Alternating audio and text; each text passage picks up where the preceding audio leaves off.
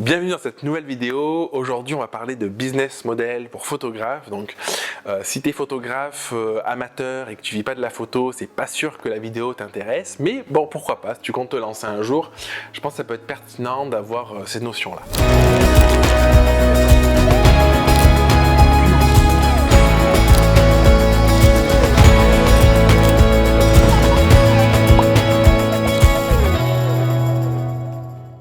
Et du coup, je vais te parler de deux principales tendances qui existent en photographie, qui sont soit faire de la quantité, soit faire de la qualité. Alors, c'est un titre un petit peu racoleur, mais on va voir, je vais te définir tout ça et je vais t'expliquer dans le détail ce que j'entends par là, ce que j'ai pu voir, ce que j'ai pu faire aussi de mon côté, et la pertinence de chaque manière de faire. Alors ce qu'il faut que tu saches, c'est que globalement, alors je généralise un petit peu, mais il existe deux grandes tendances quand on est photographe pro. La première tendance, c'est de faire beaucoup de séances qui sont plutôt relativement courtes, avec un prix qui est un peu plus bas. L'autre tendance, c'est de faire beaucoup moins de séances qui peuvent être éventuellement plus longues à un prix plus élevé. Alors, je dis généraliser un petit peu parce qu'il y a des photographes qui font des séances courtes à des prix très élevés, des photographes qui font des séances longues à des prix bas, peu importe. Mais dans les deux grandes tendances, globalement, tu as ce business model où concrètement, tu vas te dire est-ce que je veux faire 20 séances par mois en prenant du coup forcément moins de temps par séance parce que du coup pour en faire 20, tu peux pas passer 2 journées par séance, ou est-ce que je veux en faire que 5 par mois ou 4 ou 5 par mois, une par semaine par exemple, et du coup forcément derrière, peut-être que ça va demander plus de temps parce que du coup pour avoir le même chiffre d'affaires, la finalité c'est d'avoir un chiffre d'affaires équivalent entre les deux, il va falloir que tu te vendes tes 5 séances beaucoup plus cher que les 20 séances. Donc là c'est la base, tu veux, la base logique de ce postulat. Donc il n'y a pas une meilleure manière de faire, à mon sens, l'une que l'autre. Les questions à se poser, c'est de se dire qu'est-ce que je veux proposer comme expérience client, qu'est-ce que je veux proposer comme service. Parce que tu imagines bien que tu n'auras pas le même service dans un cas et dans l'autre, et tu n'auras pas, comme je te l'ai déjà dit, le même prix dans un cas et dans l'autre. Donc la première question à te poser, c'est de te demander est-ce que tu es plutôt en mode j'ai envie de faire beaucoup de séances, de passer peu de temps sur chacune des séances, ou j'ai envie de faire moins de séances, de passer plus de temps. En sachant que quand on est photographe, il y a un paramètre important qui rentre en compte, c'est l'aspect confiance en soi et sa relation au prix, parce que du coup, vouloir passer beaucoup de temps sur une séance, ça demande de la vendre aussi plus cher. Donc la question à te poser, c'est est-ce que tu es prêt à te vendre à un prix plus élevé dans l'optique, pareil, de gagner autant à la fin du mois. C'est vraiment l'objectif, c'est pour un chiffre d'affaires équivalent. Donc tu peux demander quel est ton besoin, toi personnellement. Est-ce que tu as du temps pour faire un nombre de séances défini? Quel est ton lieu aussi? Par exemple, un photographe qui est en studio, qui a toujours les mêmes conditions de lumière, qui peut gérer la lumière, ou quelqu'un qui a un home studio, qui peut, du coup, qui n'a pas besoin de se déplacer, qui peut enchaîner 2-3 séances dans la journée, du coup, c'est plus facile de faire plusieurs séances même dans une seule journée que quelqu'un qui fait de la photo lifestyle par exemple au coucher du soleil en extérieur, parce que forcément tu te rends compte que du coup tu es limité, tu peux en faire au maximum une par jour, et puis après tu as toute la gestion de l'entreprise et tout, donc tu peux peut-être pas en faire tous les jours non plus. Et au-delà de ça, tu as aussi éventuellement des petits aléas climatiques qui peuvent arriver, il peut d'un coup je sais pas pleuvoir ou quoi, donc tu as certaines contraintes supplémentaires qui vont faire que dans ton emploi du temps pour ce type d'expérience là, ce type de résultat, il va falloir que tu prévois peut-être des créneaux où tu vas avoir la flexibilité de déplacer une séance, de modifier des choses. Donc ça c'est vraiment par rapport à ton besoin, par rapport à toi, où tu en es, qu'est-ce que tu as envie de faire aussi, de te poser vraiment fondamentalement cette question. Ensuite, l'autre question, à mon sens, à se poser, c'est est-ce que tu es prêt à développer, prêt ou prête, à développer l'expérience derrière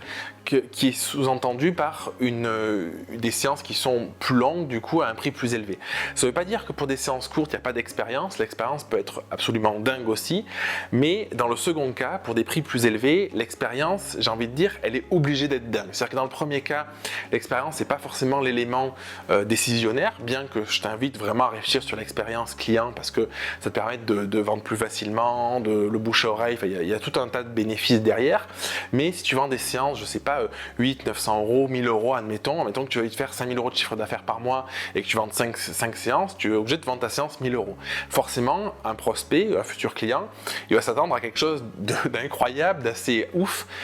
pour en payant 1000 euros. Tu imagines bien par rapport à quelqu'un qui va payer peut-être 200 ou 300 euros. Tu vois. Donc vraiment, est-ce que toi tu es prêt à développer ce type d'expérience? Ça sous-entend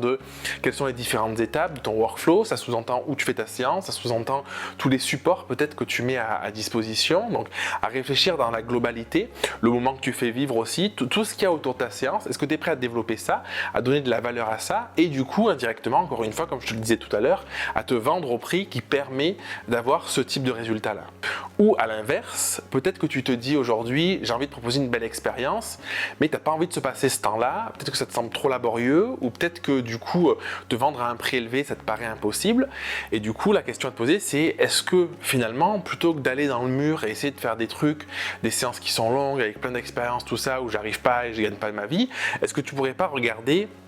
qu'est-ce que tu peux regarder un peu à minima, qu'est-ce que tu peux garder qui est important sans peut-être trop en faire pour avoir un prix qui est juste et surtout un temps lors de tes séances qui te permettent d'être rentable. Et peut-être qu'aujourd'hui tu fais, je sais pas, 5 séances par mois mais que tu génères 1000 ou 1500 euros de chiffre d'affaires. Peut-être qu'en faisant 10 séances par mois, en passant un peu moins de temps sur chaque séance, tu pourrais du coup augmenter ton chiffre d'affaires, passer à 2000, 2500 ou 3000 euros par mois. Après bon, c'est des valeurs fictives parce que ça dépend de plein de paramètres, de tes prix, tout ça. Mais tu vois, la philosophie, c'est de se dire pourquoi forcément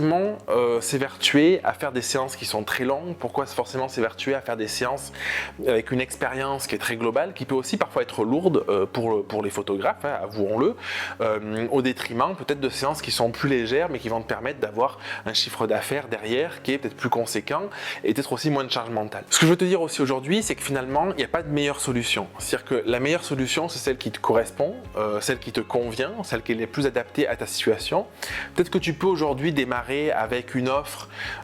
plus accessible, avec des séances un peu plus courtes et peut-être demain tu iras vers autre chose. Ce qui est important, c'est vraiment, je pense en tant que photographe pro, avoir une stratégie, avoir quelque chose de cohérent où on sait exactement quel est notre client cible, qu'est-ce qu'on lui propose aussi, parce que ce qui est important, c'est que si dans ta cible, c'est des gens qui n'ont pas le temps, qui ont envie de faire des séances rapidement parce qu'ils ont des postes importants, ils ne peuvent pas se libérer plus d'une heure et demie dans la journée, admettons, si tu fais j'ai eu le cas parfois des personnes qui faisaient du baby posing qui m'ont parlé de ces situations-là, ben forcément si tu proposes une séance de 3 heures en extérieur et tout ça, c'est pas adapté. Peut-être que s'il y a des enfants, ils passeront pas 3 heures, ils seront fatigués avant ce temps-là. Peut-être que c'est les parents qui pourront pas. Donc regarde vraiment ta situation, regarde ce que tu as envie. Est-ce que ta cible correspond à ça? Est-ce que l'offre correspond à ta cible? Est-ce que ton offre, tu pourrais pas la revoir, la réévaluer pour avoir quelque chose qui soit peut-être un peu moins lourd peut-être à mettre en place et qui corresponde aussi à ton besoin et au chiffre d'affaires que tu veux réaliser? Parce qu'il y a quand même une réalité qu'on a à son compte, c'est qu'on cherche à avoir un chiffre d'affaires pour arriver à vivre. Donc après, il est différent par rapport à chacun d'entre nous parce que du coup on n'a pas tous les mêmes besoins, on n'a pas tous les mêmes vies, on n'habite pas tous au même endroit, enfin, tout le tralala tu le connais bien, mais l'idée c'est de te dire ok, en fonction de ce dont j'ai besoin, de partir de ça, en fonction de mes clients, qu'est-ce que je peux créer comme expérience, qu'est-ce que je peux créer comme forme de séance, quel modèle je peux utiliser qui sera le plus adapté à ma situation. Et souvent j'ai l'impression qu'on peut faire les choses dans le sens inverse en se disant j'ai un idéal de fonctionner comme ça, sauf que c'est bien d'avoir un idéal, mais si c'est pas réalisable, si c'est pas réaliste et que tu n'y arrives pas, du coup ton idéal, c'est quelque chose qui te dessert plutôt que de te servir profondément. Et la dernière chose que je voulais évoquer avec toi aujourd'hui, c'est que tu aies bien conscience qu'en fonction de la stratégie que tu vas utiliser, du coup en fonction du choix que tu vas faire en termes de type de séance, ta stratégie elle va être forcément différente. Tu vas pas aller